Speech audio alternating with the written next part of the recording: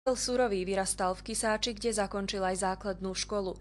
Jeho druhým domovom, ako hovorí, bol Petrovec, kde strávil 4 roky na Petrovskom gymnáziu, čiže v žiackom domove.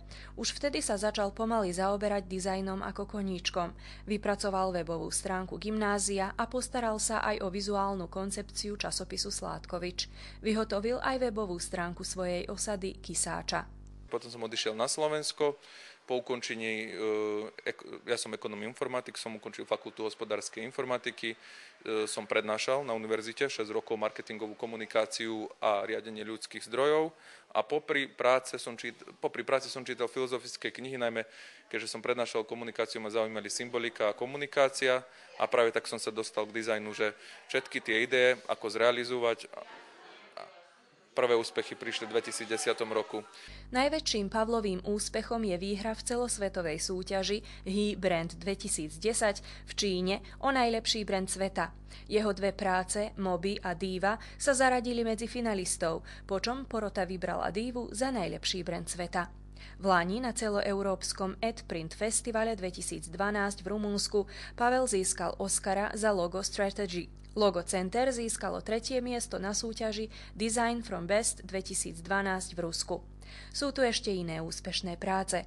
Obal a značka pre kávu, etikety pre víno Jakubec, vizuálna identita pre bezpečnostnú firmu Sherlock. To boli také moje prvé úspechy a to mi dalo takú energiu a sílu, že 3 roky pred čo som pracoval, ako som sa vyvíjal, že som práve na tej správnej ceste, lebo keď vás vo svete odborníci vyberú medzi najlepších, to znamená, že fakt potom tá vaša práca stojí. Ako vyzerá ten tvoj proces? Umelci to majú možno aj na nejaký rozdielny spôsob. Ako to vyzerá u teba, ten proces vytvárania niečoho nového, dizajnovania od samotnej inšpirácii po koniec? Mňa inšpiruje veľmi Kisáč, lebo Kisáč je tichý, to je prvá vec. Čiže tu môžete sa aj vyspať, aj príroda. Napríklad v meste nezisťujete, kedy sa menia ročné obdobia. V Kisáči sa to presne vidí. Čiže to je taký prvý element príroda. Druhý element je, že všetko, čo čítam, potom keď idem, tak ma napadajú. Čiže počas dňa, ako sa prechádzam, všetko rozmýšľam, čiže všetko je to proces v hlave a nakoniec už tá sama realizácia, hľadám ten najsprávnejší symbol, ktorý by vyzdvihol tú ideu. Čiže takýmto štýlom pracujem, vznikajú veľa náčrtov a potom sa snažím vždycky, že to, čo by najviac podotklo a vyzdvihlo tú ideu. Čomu sa venuješ v súčasnosti? V súčasnosti pracujem pre Ferratum Bank, to je fínska spoločnosť, som marketingový konzultant. Tá práca mi zaoberá dosť času a popri dizajnu. V samotnom dizajne? Áno, v samotnom dizajne. V samotnom dizajne teraz balenia, sa venujem dizajnu balenia, obalov, produktov, vín, káv a tak ďalej. A práve už tomuto som sa začal venovať asi 9 mesiacov a už tento rok aj balení mám 2 finalistov, takže postupne sa dostávam aj do tejto sfére grafického dizajnu.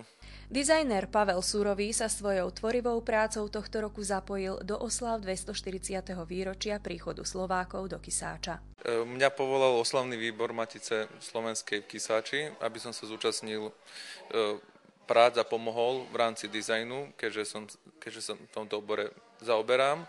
Toto pozvanie som prichytil s veľkou radosťou a s úctou a som prišiel aj napriek tomu, že pracujem na Slovensku, aj že tam žijem, prišiel sem do Kisáču stretnúť a tým pádom som na tých oslavných výboroch, kde sa určili ciele, ktoré budú a čo sa týka vizuálov pre oslavy 240 rokov, som sa prichytil toho a tým pádom sme aj zrealizovali ideu.